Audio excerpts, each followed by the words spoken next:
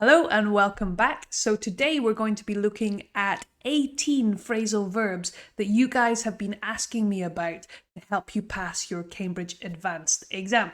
So let's take it away. So I'm going to start by answering some of the questions. So I put a notice up earlier today if there was any expressions you wanted me to explain, any phrasal verbs. So I'm just going to look at those first and then I'll give you some more.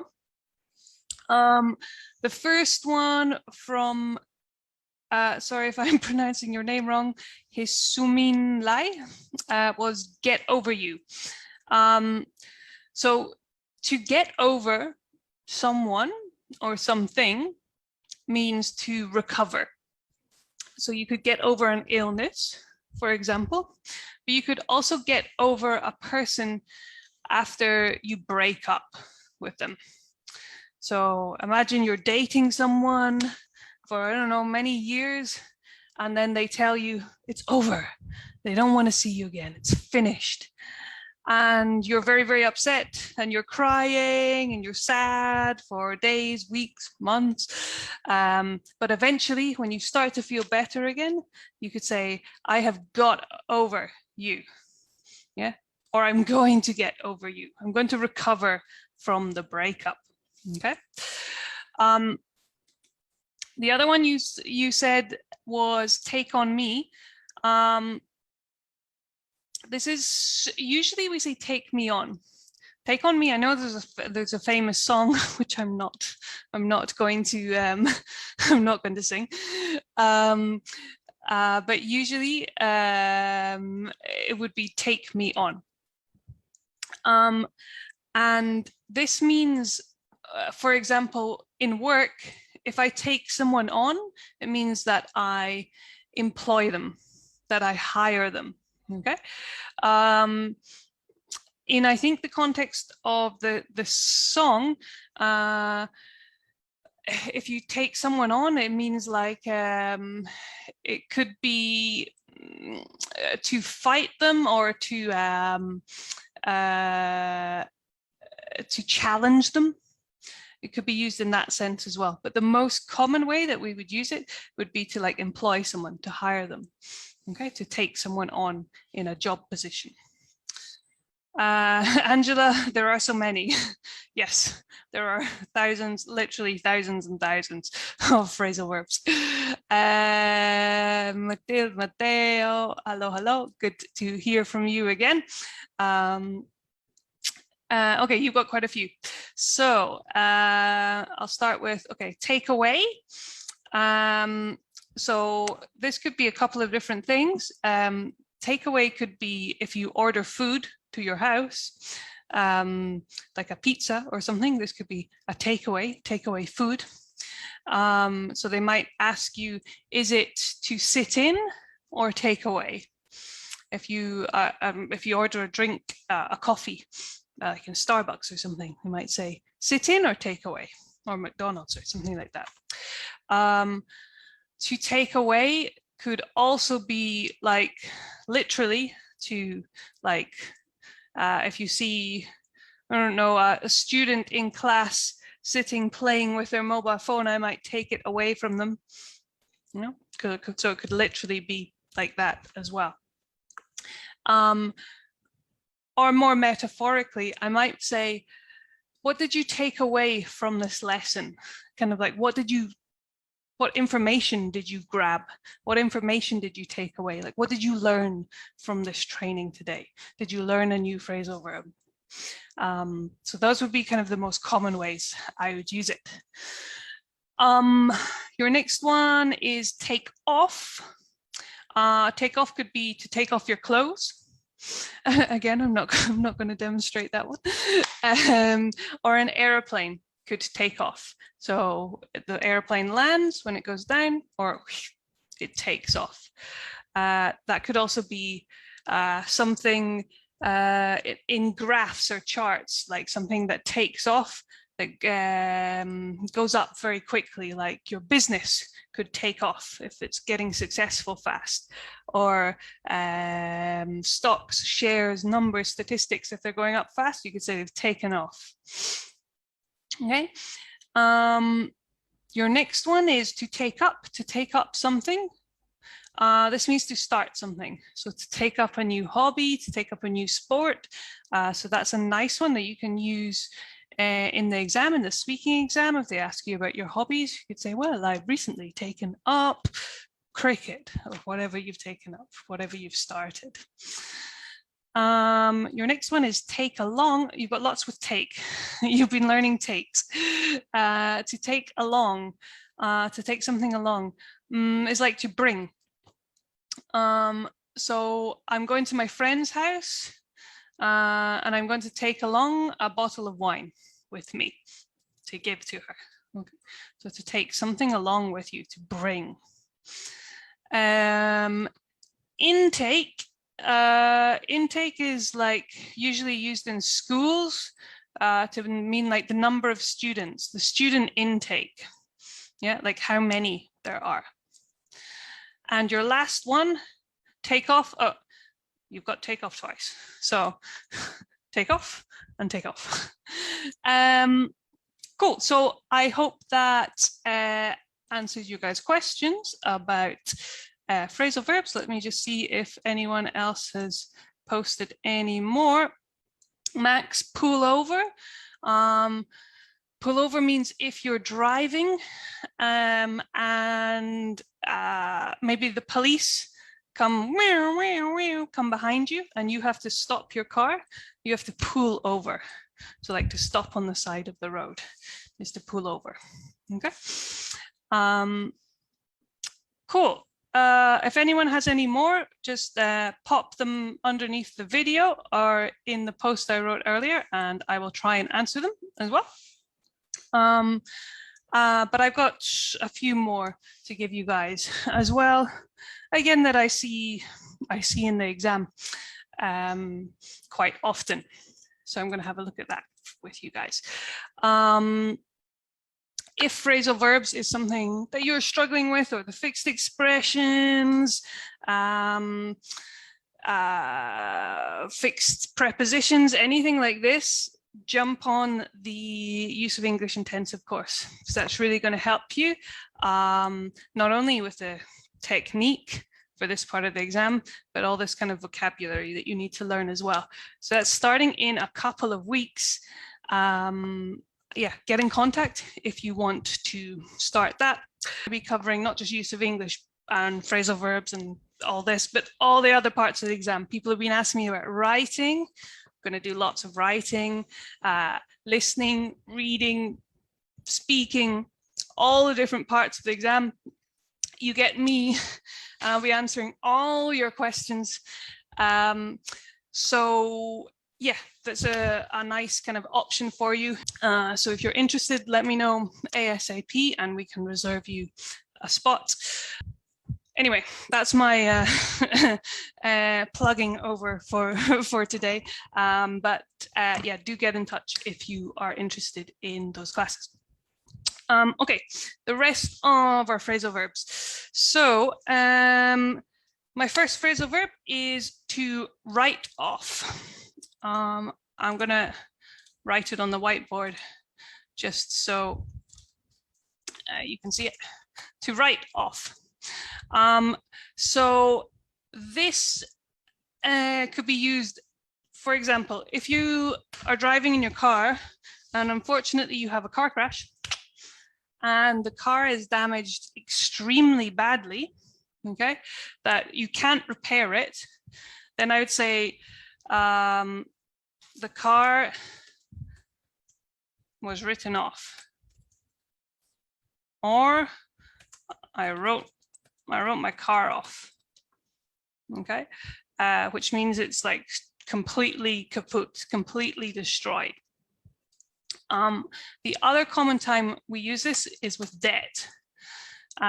So if I owe a lot of money, so maybe I owe my dad 1,000 euros, and then he decides to be really nice because he's my dad, and he decides to forget about the money I owe him, and he can write off the debt. To write off debt. careful with the pronunciation of debt. There's a silent B. So he wrote off my debt. So I don't owe him that money anymore. He decided that I can forget about it. Okay, this is to write off. So to write off money, write off debts, or to write off your car or motorbike or vehicle. Yeah. So these are the two ways to use write off. Okay. Next one, to turn up. To turn up.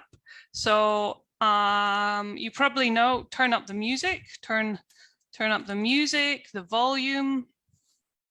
Yeah, if it's turn up the TV, if it's too quiet. So you want to increase the volume, increase the music. This is one meaning of the verb, phrasal verb to turn up.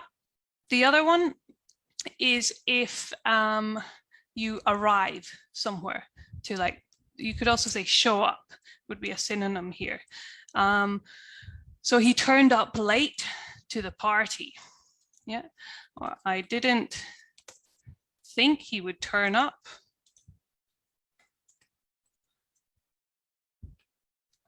At the party, or turn up empty-handed.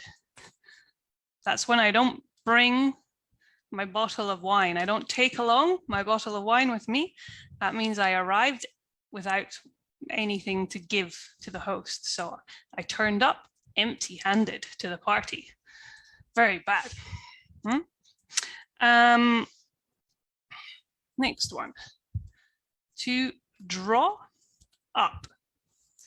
This is often used with work, with plans, contracts, paperwork, things that you have to sign. So to draw up a plan is like to create it, to put it on paper. To draw up a contract means, okay, we've had our discussion, we've had our meeting, now I'm going to make the contract for us to sign. So to draw up the contract. Okay, so any kind of paperwork that I need to create, we can use the word draw up. Okay, so it's quite a formal phrasal verb, this one. Next one is a three-part phrasal verb, to cut down on. I'm not going for any theme here, I'm just giving you some random phrasal verbs. To cut down on. This means to reduce. Okay, so if I smoke 20 cigarettes a day and I want to stop, I could stop completely, which we say to stop cold turkey is to stop completely. Or I might cut down gradually, to cut down on cigarettes. So I'd start with 20 and then the next week I'd go to 15 and then the next week to 10 and the next week to 5 and so on until I give up, until I stop smoking. So that would be to cut down on. So cut down on smoking, chocolate, generally it's connected to health and things that are bad for you. Just cut down. Okay. Next ones. To set off and to see off. Yeah. To set off means to start a journey, okay, or an adventure. To set off on a journey, to set off on an adventure, to set off, so on movement. I could set off for school, okay, but it's still like I'm walking to school. So to set off, or Frodo and Bilbo set off on an adventure to take the ring to Mordor in Lord of the Rings. To see off is, so someone is setting off on a journey and the people who are not going on the journey are standing there going, bye, bye, bye, we'll miss you, see you soon, come back soon. This is to see someone off, okay? So I might say, I'll see you off. So if I'm going on a journey from the train station to my house. So my mum might come with me to the train station so that she can wave goodbye. So she'll say, I'll see you off, I'll see you off. I'll come with you to the train, okay? This is to see someone off. All right. Next one is to drop off. Lots with off here. Which is kind of the opposite of to pick up. Okay, so to pick up can be literally like I'm picking up my phone, yeah? But it could also be in the car. So I'm driving, we're going on our journey, yes, and I'm going to drive from, I don't know, I'm going to drive from Madrid to Barcelona. I'm never going to do this because I hate driving, especially in Spain because it's the other side of the road for me. So this is completely fictitious situation. But imagine we're going on a road trip. So I'm in Madrid and some of you guys live in Madrid. So I'll say, okay, right, I'll pick you up at 7 o'clock. Means I'm going to drive and toot, okay, come on, we're ready, let's go. I'm going to take you in my car. So I'm picking you up, collecting you. No, I'm going to collect you. I'm going to pick you up. And then when we get to the destination and you get out, I'm dropping you off. Yeah. So I'm taking you somewhere, collecting you, and then leaving you at the destination to drop you off. Okay, so once we get to Barcelona, what hotel are you staying at? I'm staying at the Royal Hotel. Okay. Once we get there, I drop you off. Bye, see you tomorrow. Drop you off. Okay, so to pick someone up and drop them off. You could use it with Amazon and things as well. Like they might drop something off at your house. They're leaving it at its destination. Yeah. Or a friend might drop something off at your house, like leave something at your house as well. Couple more.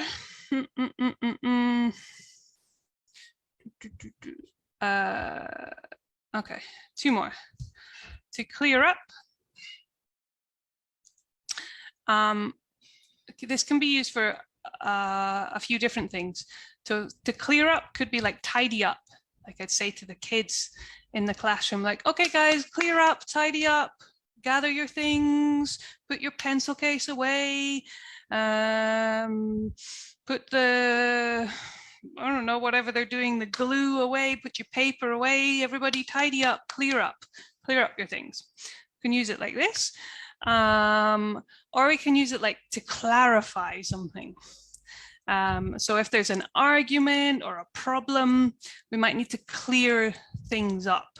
We might need to clarify the issue, like resolve it, sort it out, to clarify something. Okay. So this is to clear things up, or it could also be spots. If you have an outbreak of spots and then they go away again, you could say, oh, it's cleared up. Yeah, or a rash or some sort of skin issue, when it gets better, we say it clears up.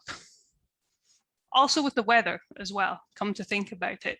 If a day starts off horrible and raining and cloudy, and then by the end of the day, you could say, oh, it's cleared up. Like it's nice and sunny again now. You can use it in that way as well. Okay, and the last one is to doze, drop, or nod off. This all means to fall asleep, but it kind of means like, you know, after like Christmas dinner and you've eaten too much and then you go and sit on the sofa and watch some TV, watch the Queen's speech if you're in England, and you start to like fall asleep, and you do that thing when your head falls down and you're like, ugh. You do this. Or on a bus or a train, when you're going like this, is like you're nodding, like yes. Yeah, so we say to nod off is to fall asleep. Yeah? When you're doing that movement, to nod off, or to doze off, or to drop off is the same kind of thing. It's because your head's falling that we say it. That's quite a nice one as well. That is it for today, guys. As usual, any questions, message me, write them below. And if you want to jump on one of those courses, get in as soon as possible before they sell out. Okay, take care, guys, and I will see you next Sunday.